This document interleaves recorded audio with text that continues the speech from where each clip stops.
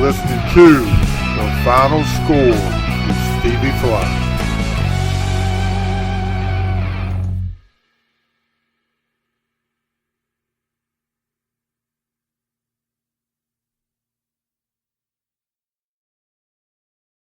What's up, guys? Final Score. We're here on a Wednesday night. Sorry, guys, couldn't do Tuesday night last night.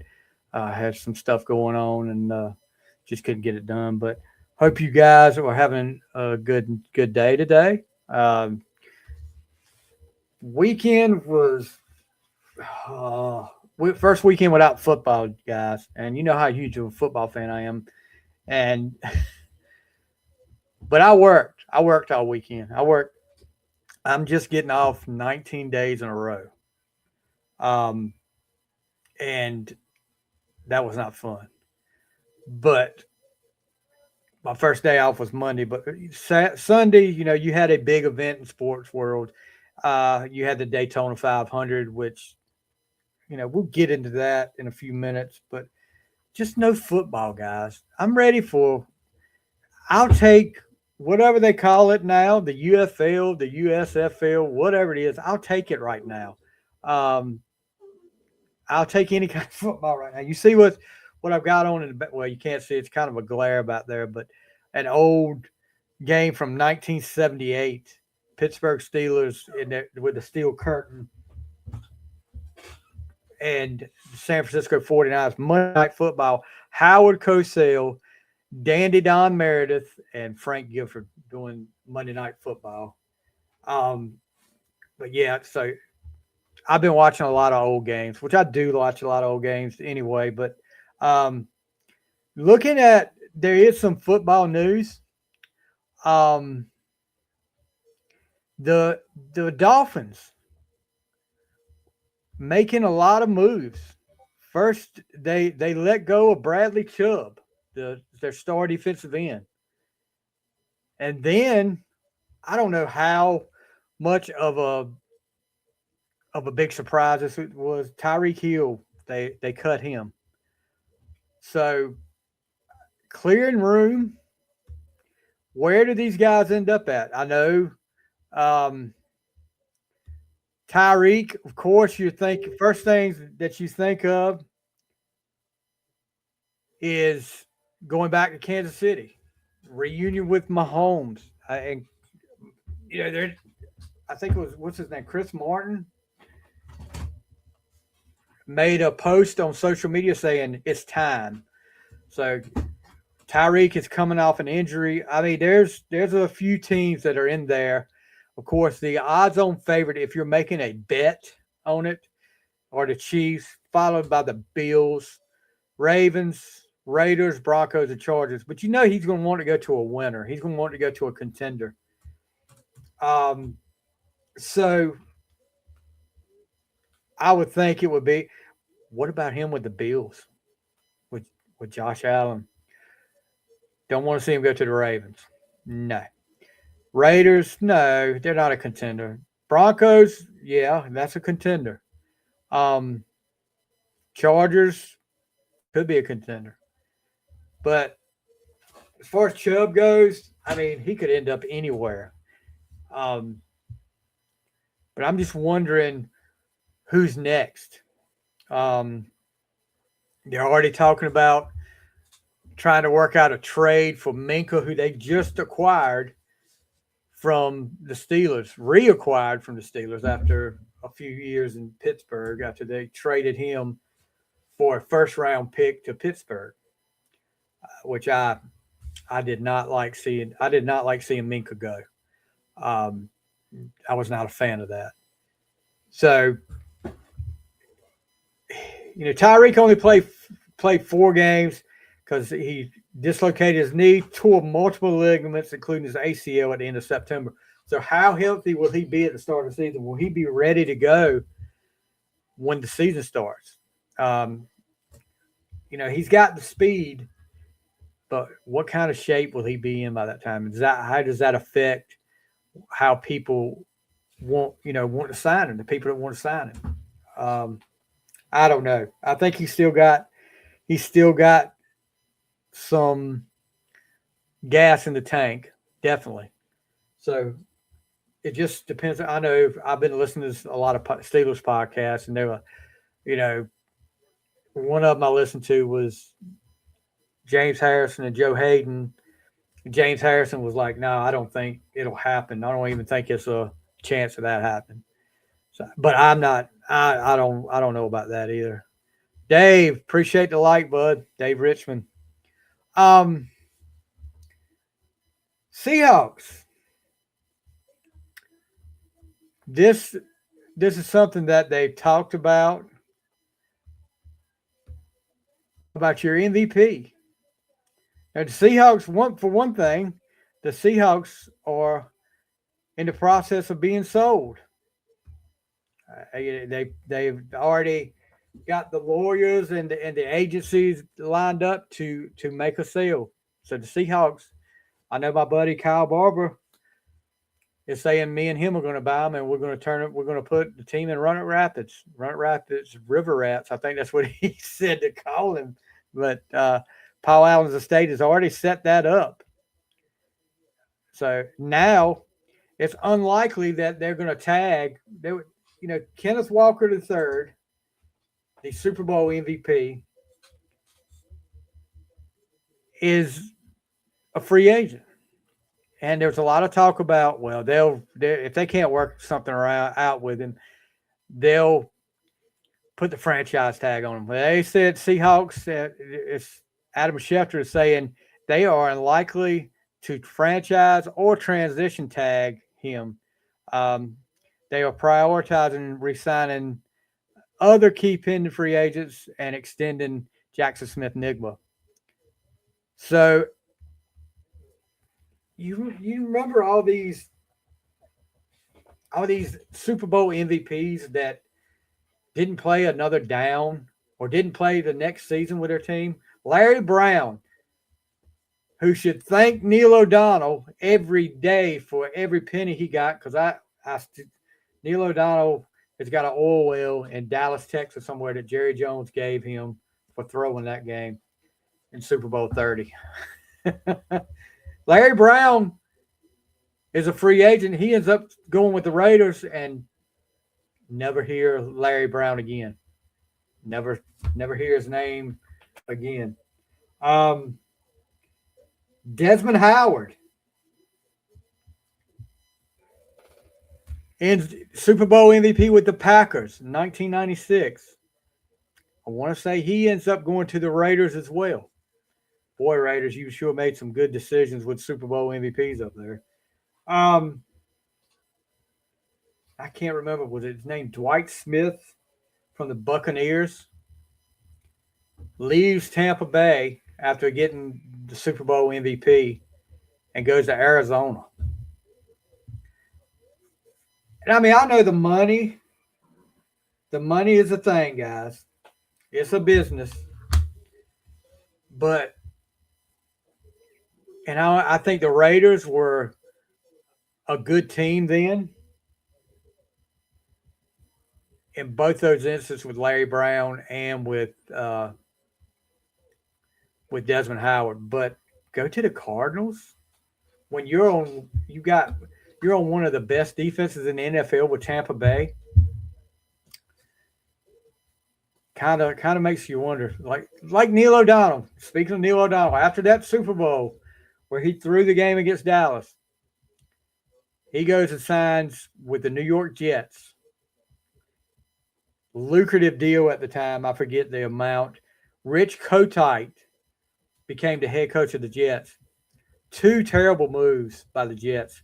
And, no surprise with the Jets. The Jets keep on making those terrible moves. When was the last time the Jets had a good team, guys? Was that when Sanchez was quarterback and they made a run? Actually, they played the Steelers in the AFC Championship game in 2011. Santonio Holmes was there. Tomlinson was there. Boy, did they go. I mean, they've really become a laughingstock here lately. But yeah, Walker, I mean, I don't know, guys. You still got Zach Charbonnet coming back next year off an injury. They were kind of like the 1-2 punch. And now, I don't know. I mean, they split carries. It was by committee. So I don't know. I don't know if you can split these guys up and still have because that took a lot of pressure off Sam Darnold. Walker put up over 1,000 yards, 5 touchdowns, and Charbonnet put 730 yards and 12 touchdowns. So he was what the fantasy football people talk about, the vulture. He would take all the touchdowns. But I don't know, guys. I think Seattle was making a mistake with not even trying to re-sign him or not offering him anything. That I mean, I can't say I would blame Walker for going elsewhere now. You've already told me that you don't think enough of me after I was pretty much, and I'll say this: he was the offense. He was what got the first downs at key points of the game. Darnold didn't have a great game. Darnold had a game manager's game. He didn't light it up like he did the 2 playoff games before that. So he was the key part of that offense in Super Bowl 60. So you're gonna let him go now. And I know they can pick up somebody at free agency, but I don't know. It's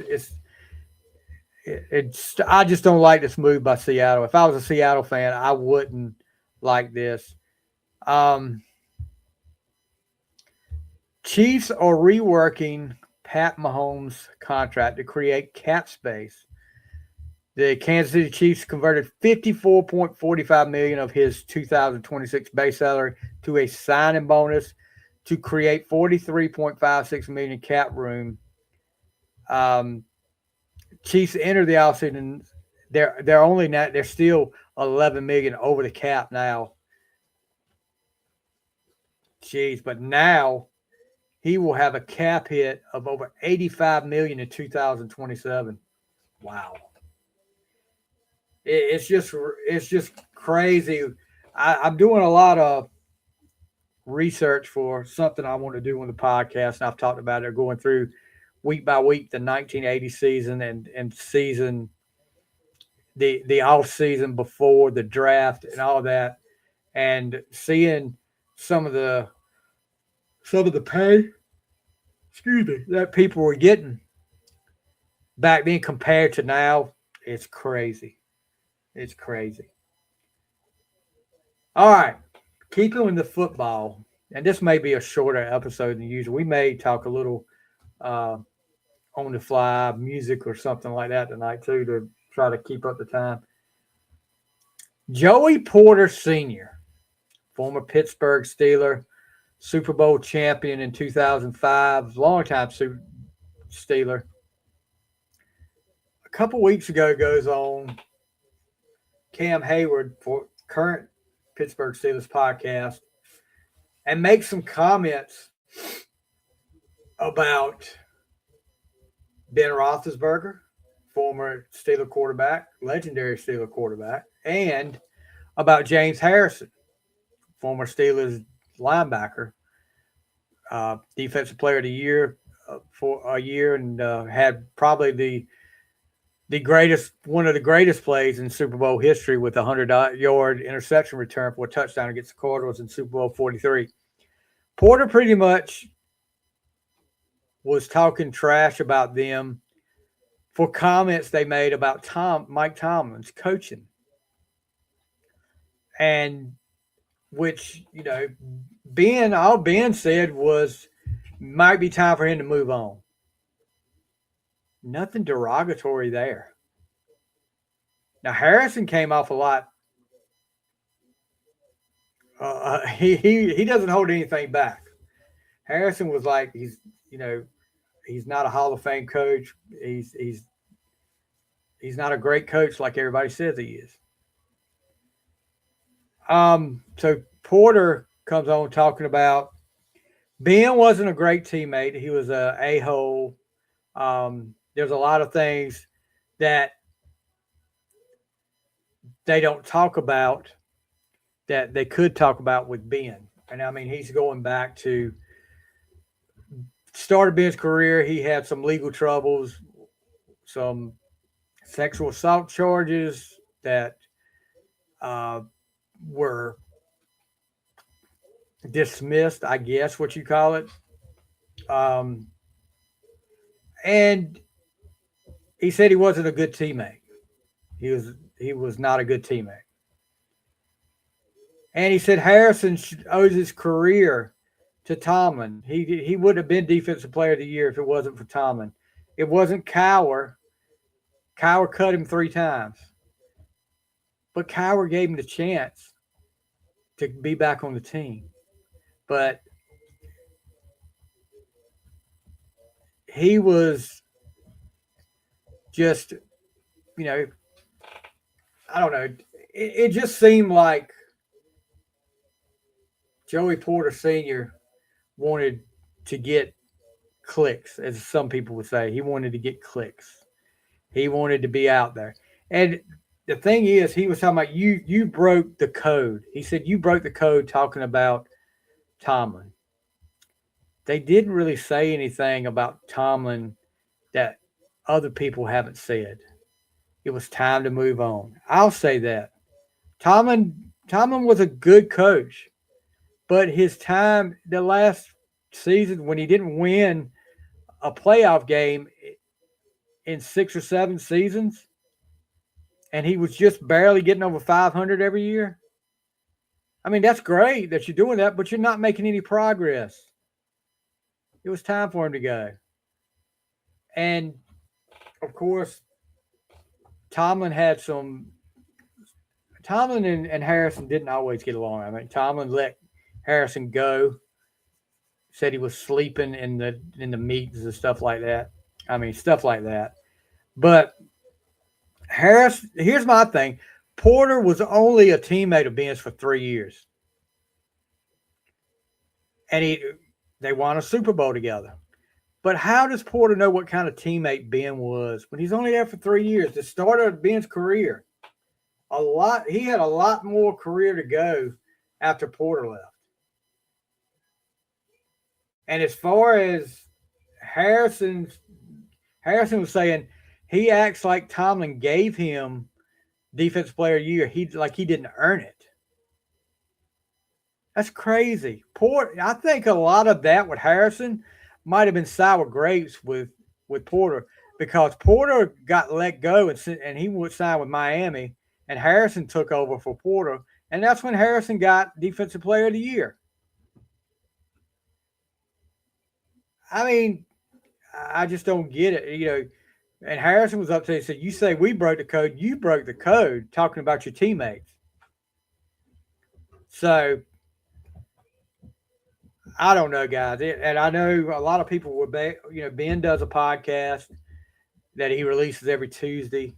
And a lot of people were waiting for a response from Ben on that. And Ben took the high road and said, you know, he just talked about personal growth. He had grown as a person. And Ben has grown as a person. He's a born again Christian. He's a family man. And I think Ben grew as a person as the years went on. He was immature when he first started. And just like Harrison said, his first 2 seasons in the NFL, the first season he was 15-1, went to the AFC Championship game. The next year they won a Super Bowl. Yeah, that'll stroke your ego a little bit. But he matured as the years went by, and he became a better teammate. Porter wouldn't know that. Porter was an assistant coach under Tomlin. He never played under Tomlin. So he wouldn't know a lot of the situation there. So I don't know. I think it's going to die down. But it's interesting that Porter, I mean, I just don't know where he comes from. Porter's always been an outspoken guy. And that's fine. I mean, I remember Kyle was telling him during the playoffs when they made the Super Bowl run in 2005, don't give them any bulletin board material. And what did he do? Both games, the Colts game, the divisional playoff game, he talked trash about the Colts. And then going into the Super Bowl, he talked trash about Jeremy Stevens, the tight end from the Seahawks, giving the other team bulletin board material. And that's something as a coach I'd never liked. I never liked for anybody to give another team a reason to get more motivated to play us.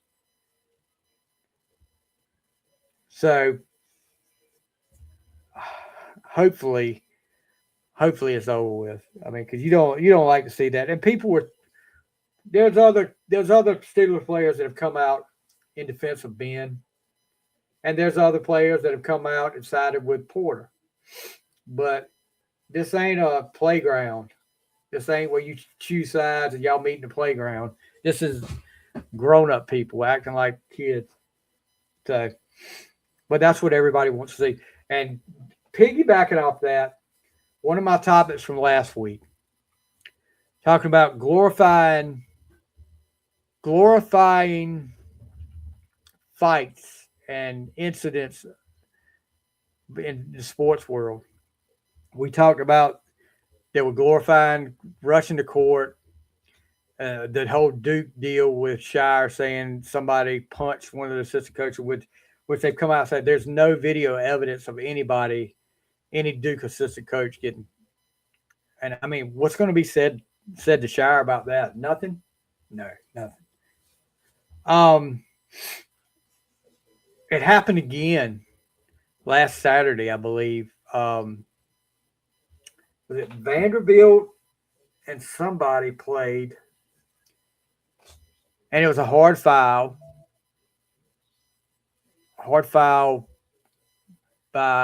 It was on, I can't remember which team it was, but here comes a fight. And that's all over social media. That's all over ESPN. Because they glorified it, guys. For 2 days, you saw that. You saw the clips of them fighting for 2 days. I could care less. When I saw it, that's it. It's over.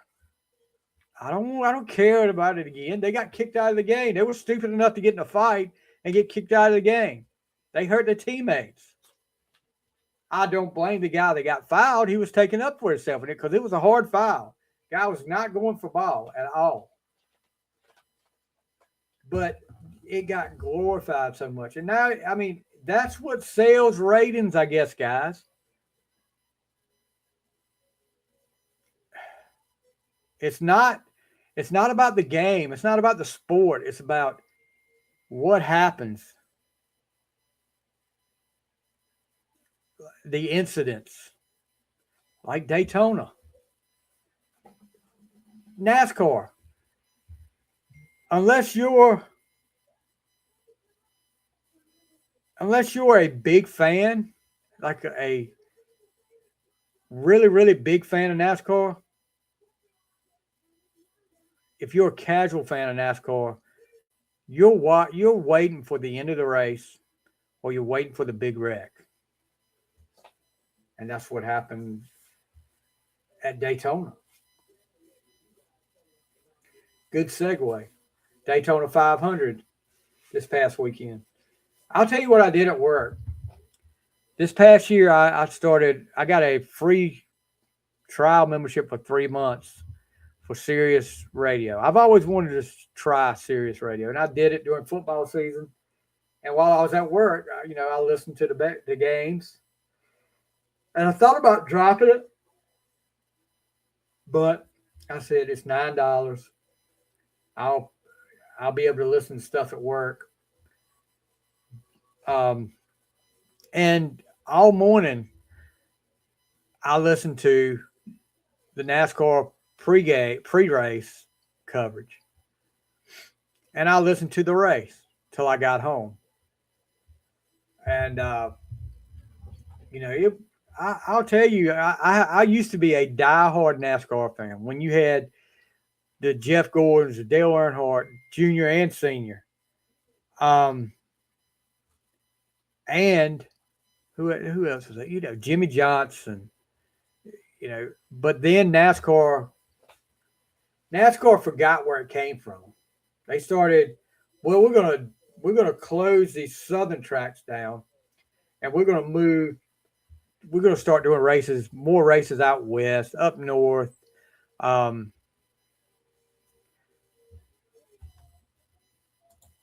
I need to be working. Ha ha ha ha! Very funny. Actually, John Michael will be on the show. We're going to have 2 shows next week. Before I get off track, we have two final scores next week, guys. John Michael on Monday night at 7:30. Excuse me, will be there. He's going to give us a little hockey talk. He's a big hockey fan, big Hurricanes fan, and he's going to talk about the second half of the season, his outlook for the second half of the season. It will be coming off the Olympics and start the second half of the season. We'll get with John. I'm not that much of a hockey fan. I watch it sometimes. I'll watch it during the playoffs. But John has been wanting to come up here for a while to talk some hockey. So we'll do that. If you're a hockey fan, get ready. He likes to talk hockey, and we're going to give him that chance. And Tuesday night we will have a very special guest. It'll be I've been wanting to do interviews with more local people, local sports guys, and I'm working on some stuff. But Tuesday night, 8:00, Troy Smith Jr., who was the softball coach for Northeast Academy, where I went to school at, and led them to, I don't even know how many. We'll have to talk about that when we get on. It was, I don't know, I know it's at least 4 out of 10 years, and maybe more. I'm sorry if I'm wrong there to Troy and the girls. 4 out of 10 years, at least, that they won a state championship, maybe 5. But Troy's going to be on. We're going to talk about that. We're going into baseball and softball season for the high schools in the area, and a good time to get Troy on. So I'm looking forward to that. Troy was also my JV basketball coach my 9th grade year, and I will talk about this with him. I come into that 9th grade year, and it's my first year playing basketball, and I start from day one. But he showed a lot of confidence in me, a lot of confidence in somebody that hadn't started. Thanks for the like, John. But one of the worst things I ever heard a coach tell, to this day, heard a coach tell me, we were good. We were really good that year. We finished second in our conference and the team that we finished second to was, they had a lot of guys on that team. Michael Morris, what's up? NASCAR is awesome. That's your sport. Yeah, Michael is me and Michael used to work together at a grocery store called Birds. I've known Michael for a long time. Appreciate you joining in, Mike. I'll get back to that once I finish talking about this. We'll get back to NASCAR. But Troy told me we were playing a team in the first round of the tournament that we killed twice during the what did you just say? You just said nothing, John Michael. Thanks. And they were hanging with us the first half. We came out cocky. We came out like all we had to do was show up and we were going to win. And we were just, well, he was talking trash to everybody. He was going right down the road with the starters. And I knew I had made a terrible pass. And he called me on it. He said, Stevie, my 3-year-old daughter could have made a better pass than that pass you made earlier. I was like, holy crap. So, yeah, I will talk about it with Troy. We'll talk about some other stuff there. But getting back to NASCAR, that was my time. When they forgot where they came from, I stopped watching as much. I mean, I would watch. The only times in the last few years that I watched was going to eat dinner on Sunday nights with my dad, mom and my dad. My dad would watch it, and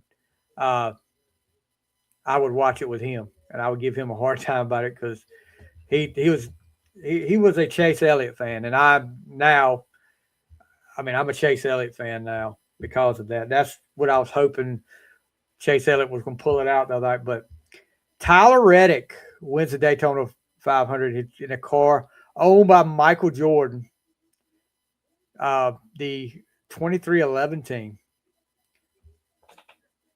with Denny Hamlin. And I'm not a Denny Hamlin fan, guys. I'm sorry. But, Tyler Reddick, good story. He had a rough year last year, didn't win anything last year, was going through a tough time with his infant son who was found to have a tumor in his chest that affected his heart. Last year, he was the runner-up at Daytona. So he'd been close. But the end of the race, and one of the things I'm hearing, I do listen to Dale Jr.'s podcast. I enjoy it. If you haven't listened to Dale Jr.'s podcast and you want to be a NASCAR fan, or you are a NASCAR fan, and if you're a NASCAR fan, I can't imagine you haven't listened to Dale Jr.'s podcast. Because I enjoy listening to Dale talk. And one of the things he said about that race, and I've heard it from a friend of mine who was at the race, the gas saving, the trying to save your fuel, especially in a race like Daytona, is not something people want to see. I mean, holding back on your throttle and saving gas, it's not what people want to see. Now, I will give NASCAR this.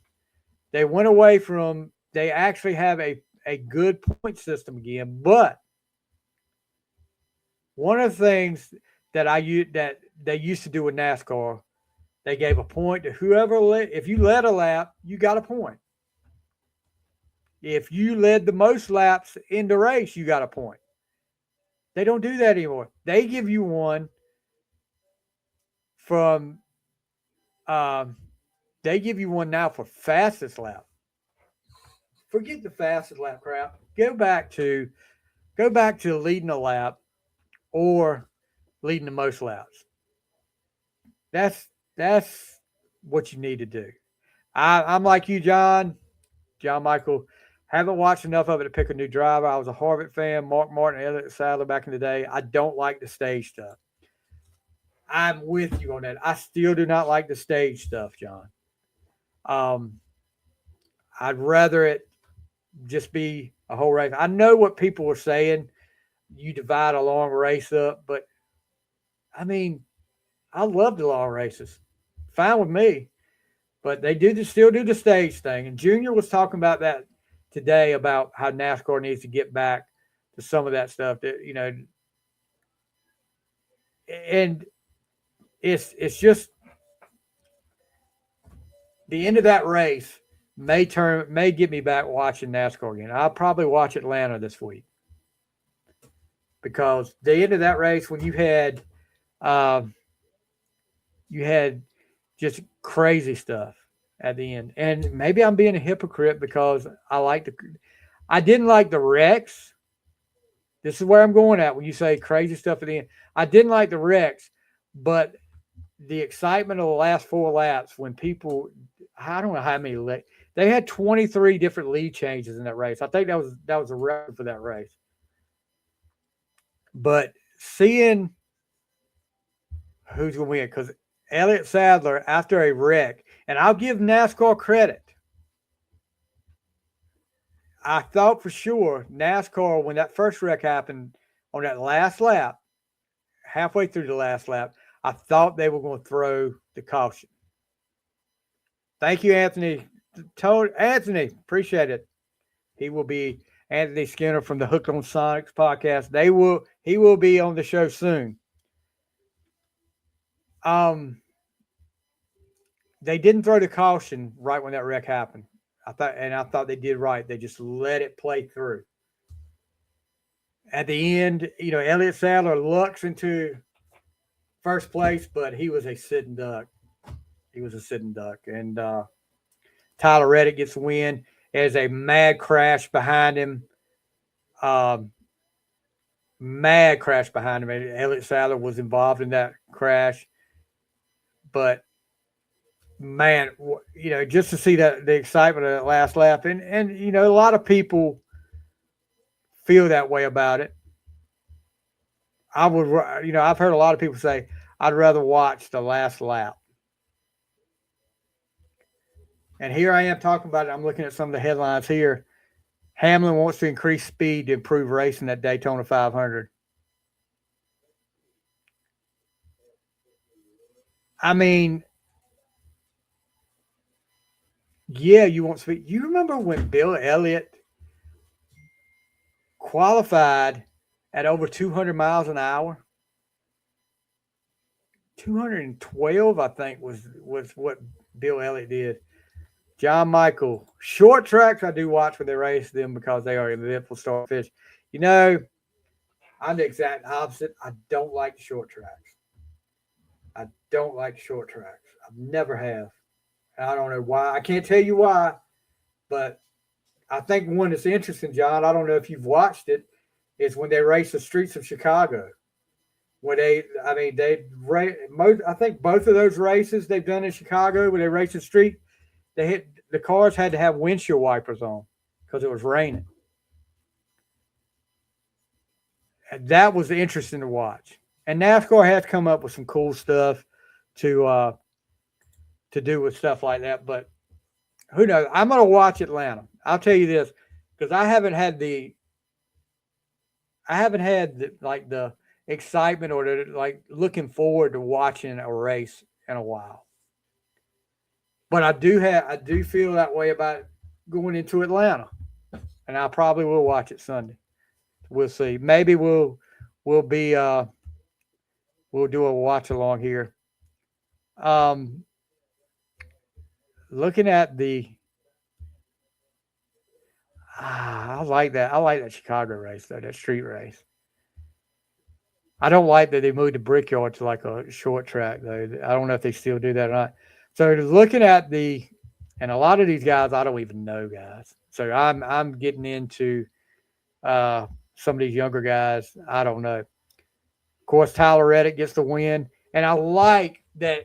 Another thing I like too now, guys, is that you could actually because I used to do it when I was a fan. When I was a big fan, I would check the points. I was like, okay, he's got this. He's sitting here. He's sitting here in points. And now they've got that again where you check the points. Um, Tyler Reddick finished first.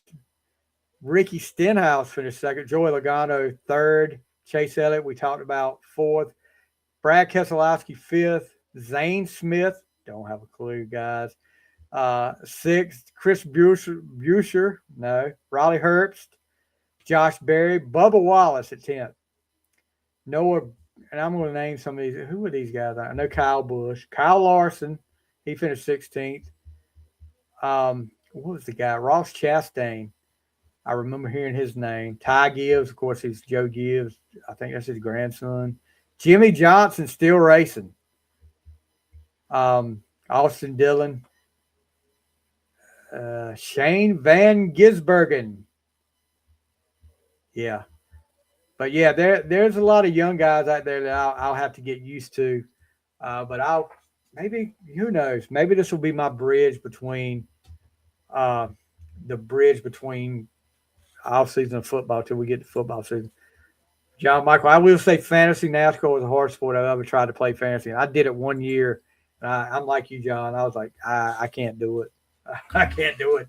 But let me take a John Michael. We need some more Powerades. Peach Pucker. Powerade, if you're watching, you need to be sponsoring me. I drink these all the time. John Michael knows I probably buy the majority of the Powerades at the Rich Square Market. Especially the extra sours. I probably buy the majority of those. So if you can get some more peach, they also have green apple too. I like those too. But so Daytona, official drink of the final score. Exactly right. Powerade. Get your Powerade on while you're watching the final score. Hold on, guys. My daughter is not feeling well tonight. And she just texted me.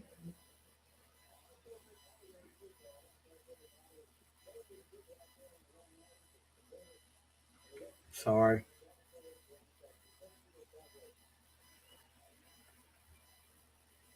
But she comes first. So yeah, that's going to be interesting to see if Atlanta. That's going to be the thing. Will Atlanta be a race that'll hold my interest in NASCAR for the rest of the year? We'll see. We'll see. Um. So let's talk about this. Let's talk about. We talked about Carolina and Duke. Carolina gets a big win over Duke. And last night, Carolina played NC State on NC State's home court. Well, let me see here. I'm trying to pull up this so I won't get this wrong.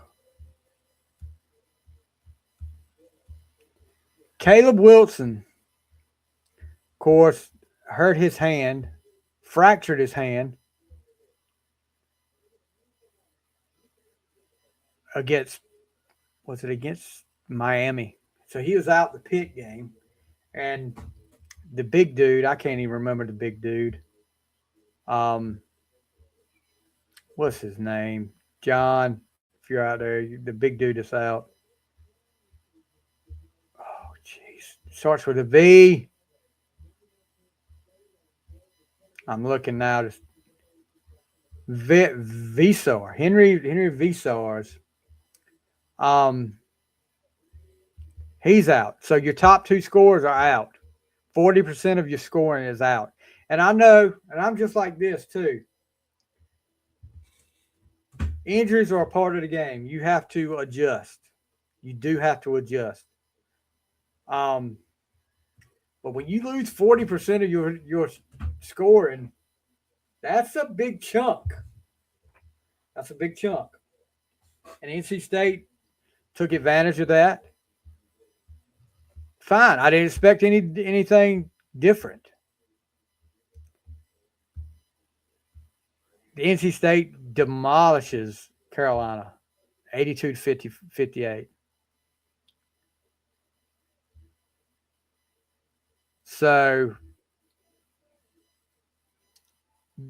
one of the players from NC State after the game, Quadir Copeland, he was talking a little trash before the game at midcourt to some of the Carolina players. That's fine. That's part of the game. But after the game, tells Caleb Wilson, lace up next time. And that's great that you won, State players, State fans. That's fine. That's fine. You won. You did. You demolished Carolina. But you think it would have been the same way if those two guys wouldn't have been playing? I don't think so. So what you've done now, I mean, you told a guy that's fractured his hand, that's out indefinitely, you should have laced up. Lace up. I just told him to lace up next time.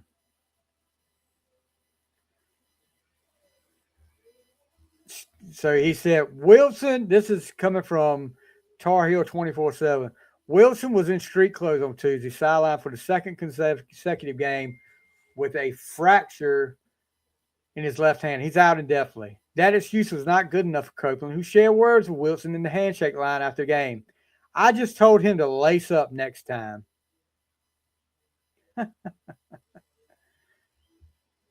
That's funny. It's funny that you can say that kind of crap when you know the guy can't play. But guess what? There's going to be another game. There's going to be a time, and you I don't know if Caleb Wilson will be back next year or not. I kind of doubt it. With this injury, I don't know, but I don't think that injury will affect his draft status or his ceiling because he's got such a high ceiling for the NBA. So I'm just amazed that somebody would do that. I really shouldn't be. Yeah, Steak, congratulations. Get your little belt out and everything. Congratulations. And like I said, I know a win's a win. Next man up. When somebody gets hurt, next man up, that's fine. But let's see what happens when they're full strength. When you got all your guys there. It won't be that way. I promise you, it wouldn't be that way. So, let's see. One more thing we want to talk about before we get out of here tonight. Tomorrow night, I don't know if you guys ever have, I've got 3 podcasts I'm on. I'm on the Final Score. I've got my On the Fly. And also I'm on the Sports Objective, which is an ECU sports podcast I do with, 4 other guys. Kyle from LaGrange Barber, Dave Richmond, Johnny JR, Johnny Stats, and Matt Semenza, the former ECU linebacker. So tomorrow night, we will be meeting up. 4 of us will be meeting up. All but Semenza. Semenza lives in Connecticut. He's one of those from the north. He's got money. He is the king of Balsam Hill Christmas trees, the CEO. He couldn't take his private jet to be down here with us because he was too busy getting the Christmas tree planted for next year. I know they're artificial trees. We give them a hard time about this crap, but we will be at Weldon Mills Theater tomorrow night watching Blackberry Smoke concert tomorrow night at Weldon Mills. So if anybody out there is going to be there, look us up, guys. Check us out. We'll be there. We'll be happy to talk to you. I'm looking forward to it. I haven't really been a big, huge Blackberry Smoke fan, but they've got some good songs and I'm looking forward to the hang. This will be the first time that a lot of us, I know I've hung out with Kyle, hung out with Dave, never hung out with JR before. Johnny Stats. And Johnny Stats is going to be on this show, The Final Score, in the coming months as well. But yeah, looking forward to getting to hang out with them. Actually, I think they're doing a podcast right now. I don't do much with the baseball. I usually do like the football. I don't do much with the baseball part of it. I come on there every once in a while. But, excuse me. Yeah, looking forward to tomorrow night. So, like I said, if you're at Weldon Mills Theater tomorrow night, look for me there and get a picture. I want to get a picture with everybody. I want be sure because I will be covering that for On the Fly. We'll be talking about that. That may be an episode that comes up next week on the Fly. Excuse me. But next week, like I said, we've got 2 episodes. John Michael, who has been in here tonight, he's been commenting. He'll be doing an episode. We'll talk about some current stuff, and then we'll let John Michael talk about his outlook for the second half of the NHL hockey season after the Olympics. And then, like I said, Tuesday night, Troy Smith Jr., legendary former Northeast Academy softball coach, will be in here talking about his time as a coach at Northeast of the softball team. And we'll have to bring up some stories about his time as my coach during basketball, 1988. So we're coming up on almost 40 years ago, but I still remember it like it was yesterday. I still can remember. I mean, like I said, he put a lot of faith in me for a guy that hadn't played. I could play defense pretty well, but I wasn't much of a scorer. We had scorers on that team. I didn't have to do like the scorer, but I did enjoy playing defense. And we're playing the best team in the conference. And I remember he tells me right before we go out, we're in the locker room right before the game. He said, "You're covering the best player." And I'm like, "Oh my God." So yeah, that but I enjoyed that year I had with Troy. Troy's been a good friend over the years. He's the owner of TD Sports, which is turned into a big time T-shirt, sports apparel, sports supply uh, business that he's done so well with right out of his backyard. But we'll do that next Tuesday night at 8 with Troy. Um, I've got some stuff I'm working on, guys. I actually just right before we went on the show, I just set up a possible interview with a uh, wasn't a big star in the 90s, but kind of one of those that came and went. They were there. I mean, they were there enough. Actually, I just watched a clip of them this afternoon when they were on Entertainment Tonight. And when I was talking to him about that, right before we went on the air tonight, I was messaging back and forth, and I told him that, and he knew it. He said 1991. I was like, "Yep." He said, "Funny how I can remember that." I said, "Well, that was huge for you, guy. I mean, not many people get to be on Entertainment Tonight, especially when he was a young guy then too. I mean, really young. So hopefully we'll get that on the show. I don't want to say anything until I know for sure that he's coming on, but he has agreed to do it. So take him for his word. Um. Anyway, guys, that's going to do it for the final score tonight. I hope you guys enjoyed. Thank you to John Michael. Thank you to Michael Morris. Good to see you in here, bud. You need to be in here more often. Thank you to Bubba Bubba for the like. Bubba Bubba. Hubba Bubba Bubba Bubba. Andy Skinner, Dave Richmond, thank y'all for the likes. And thank you guys out there for watching. And be sure to subscribe to the YouTube channel, The Final Score and On the Fly. And give me a friend request on Facebook under Stevie Fly. And it's FLYTHE. You'll see it. That I've incorporated all the podcast stuff into that. And we also have the Final Score and the On the Fly Facebook groups that you can join. Check those out. And be sure if you, wherever, Courtney Vaughn Jones, thank you. Crayon Head. She will, I hope you remember that my daughter called you that. But be sure to if you stream your podcast, like you listen to it, you don't want to see this ugly mug. You rather listen to the audio, wherever it is, Apple Podcast, Spotify, wherever you listen to your podcast at. Be sure to give us a 5-star review. Yes, you do remember, don't you? Congratulations on your baby. I know you look at that picture right there, guys. It could be. That's a happy baby right there. That's a happy mama too. Congratulations on that, Courtney. I know you're a happy lady, and I know you're a good mama. So thanks guys so much for watching. Greg Acree, gosh, no, I hate to say thank you to you, but anyway. Anyway, guys, I'm gonna get out of here. You got it. Definitely. Hey. Looking in the mirror again. Look at if you want to talk about ugly, look at the picture in that NHS card collectibles show thing.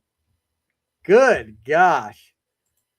I know she is sweet. Yeah, you can tell that by looking at the picture. And I know she's already got you guys wrapped around your finger. I remember when my daughter was that age, it didn't take as soon as I saw her, I was wrapped around her. You know, she had me wrapped. And they grow up quick, so enjoy it while you can. But if I keep talking, snap into a Slim Jim. Yeah, I see you snapping in a Slim Jim. I'll see you at Rage Wrestling. We're going to set up cameraman versus ring announcer. That's going to be the next big feud in Rage Wrestling. Anyway, guys, if I keep talking, okay. When are we going to talk wrestling again? We will talk wrestling again. It's coming up. We are working on something right now. It's going to be if I can get the concept down right, we're going to work on it. Me and a friend of mine are talking. And actually, the first of next month, March the 5th, which is a Thursday night, we will have a wrestling episode on the fly. So you make sure to mark them on your calendar. I'll have some special guests for that show as well. Guys, if I keep talking and you guys keep giving me the likes, I'll keep saying I'm getting ready to leave as long as you people keep giving me the likes up here. Because ever since I said it, I've had like 3 come right in a row. So, but I definitely appreciate it, guys. You don't know how much I do. This helps a lot. If you subscribe, if you give me that 5-star review on Spotify or Apple Podcast, it helps a lot. Get me out there, and it'll help me get more viewers. It'll help me get more interviews with people out there. When they see that, they say, okay, well, he's got this. They'll agree to come on the show. And I haven't had a lot of guests here lately. I need to work on that. But anyway, you guys, it is 8:30 now. So I've been on here an hour. You've looked at this ugly mug long enough. And we will see you next week. Like I said, 2 shows next week, Monday and Tuesday night. And we'll probably have another show on the fly. We'll have a show next week too, talking about the Blackberry Smoke concert. So you guys have a great week. Temperature to want. Look, hey, I'm going for 750, guys. I'm over 650, going for 750 on my running, on my miles. I've got till April 1st to see how far I can get. So, I need you guys' support. So send me your songs on Facebook, your songs that you think you listen to when you work out or when you run or whatever. Some songs you think that I might like, and I'll add it to my Going for 750 playlist. So anyway, guys, that's it. You guys have a great night. We'll see you next week on The Final Score.